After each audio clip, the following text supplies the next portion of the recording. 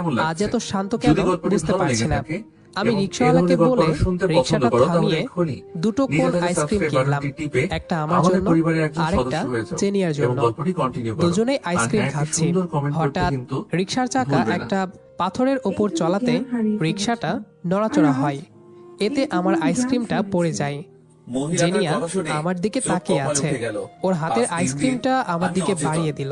কি থেকে আমি কি না করে হচ্ছে দেই, এসব? কিন্তু জেনিয়া আচ্ছা বাবা, ওর ড্যাবড়া তোমার ড্যাবড়া এমন চোখ অবস্থা বড় কি বড় করে হলো? আমার দিকে আসলে কি তাকালে বলবো লজ্জার আমি কথা? একটু ভয় তবুও পেলাম। বলছি। তারপর আমি একজনকে ভালোবাসতাম, দুজনেই কিন্তু একটা সে আইসক্রিম আমার ভাগাভাগি সাথে করে গেম খাই। খেলেছে। বইয়ের তার এই গেম স্টল থেকে সম্পর্কে ওই স্টল আমার ধারণা দুজনেই ছিল না। ঘুরে ঘুরে যখন দেখছি। আমি তাকে নিজের জেনিয়া ভালোবাসার কয়েকটা বই ইজহার কিনলো, করি, আমিও তখন একটার সে পর লোভ একটা দিয়ে বই আমায় হাতড়িয়ে বেধড়ক যাচ্ছি, পিটুনি দিয়েছে। কিন্তু বই কিনিনি। মানুষের মনুষ্যত্ব বলতে আপনি কিছু কোনো কিনবেন কিছুই না? নেই নাকি? হ্যাঁ, কিনবো।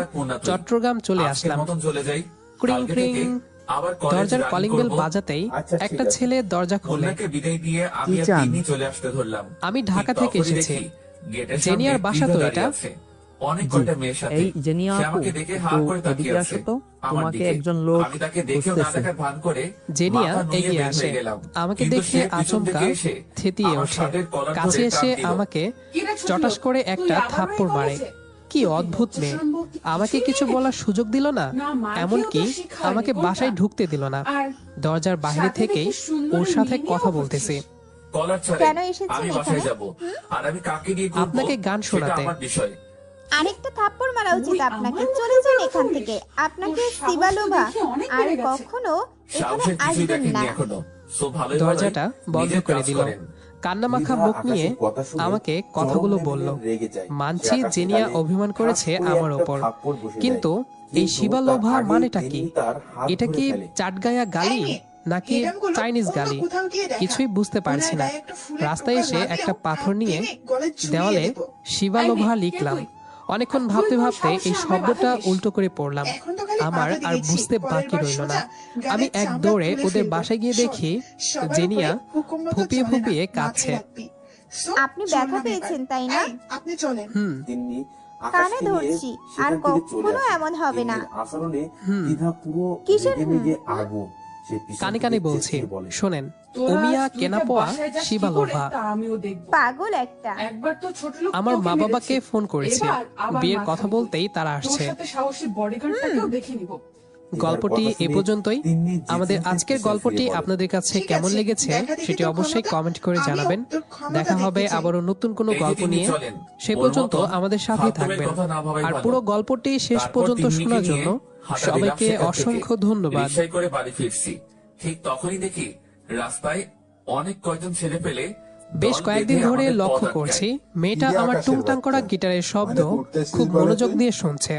মানে দূরে বসে হোক, আড়ালে কিংবা সম্মুখে এসে শুনছে। মনে হয় মেয়েটি ব্যালকনিতে এই একটি মাত্র কারণেই আসে। আর আমার গিটারের টিউন মেয়েটির ব্যালকনি থেকেই বেশি শোনা যায়, কেননা বিকেল ছাড়া অন্য কোনো সময়ে মেয়েটিকে ব্যালকনিতে দেখা যায় না। কুকরানো কুকরানো চুল আঙ্গুল দিয়ে পেঁচিয়ে আকাশের দিকে ধ্যানমগ্ন হয়ে এক নজরে তাকিয়ে থাকে মেয়েটি। মেয়েটির চেহারায় এক অদ্ভুত মায়া আছে। আমিও তাকিয়ে দেখছি মেয়েটিকে। পাশাপাশি বিল্ডিং এ থাকি আমরা, তবে এর আগে কখনো মেয়েটিকে দেখিনি। মনে হয় বেড়াতে এসেছে, নয়তো নতুন ভাড়াটিয়াও হতে পারে। আচ্ছা, মেয়েটি কি আমায় পছন্দ করে, নাকি শুধু আমার গিটারের ওই টুংটাং শব্দকে? ধুর, আমাকে কেন পছন্দ করবে? আমাকে পছন্দ করার মতো কোনো কারণ দেখি না। সে গিটারের শব্দকেই পছন্দ করে। বেশ কিছুদিন থেকেই দেখছি মেয়েটাকে পাশের বিল্ডিং এ। তা প্রায় মাসখানেক তো হয়েছেই। মাসখানেক হয়ে গেল মেয়েটির মতিগতি কিছুই বুঝতে পারছি না। চোখাচোখি হলেও মেয়েটি চলে যায়। এটার মানে কি তাহলে? একদিন জানালার পর্দার আড়ালে লুকিয়ে থেকে মেয়েটির অনুভূতিটা পরীক্ষা করছি। মেয়েটি ঠিকই ব্যালকনিতে এসে কিছুক্ষণ থেকে আবার চলে গেল। হয়তো ভেবেছিল আমি গিটার নিয়ে বসবো, নয়তো আমাকে সে দেখবে। কিন্তু আজকে তো আমি আড়ালে বসা। মেয়েটি আমাকে দেখতে না পেয়ে চলে যায়। আর যাওয়ার সময় মেয়েটির মুখটাতে অভিমানের ছায়া দেখতে পেলাম। আমাকে আরো একটু পরীক্ষা করতে হবে। মেয়েটি হয়তো আমার গিটারের শব্দের পাশাপাশি আমাকেও পছন্দ করতে শুরু করেছে।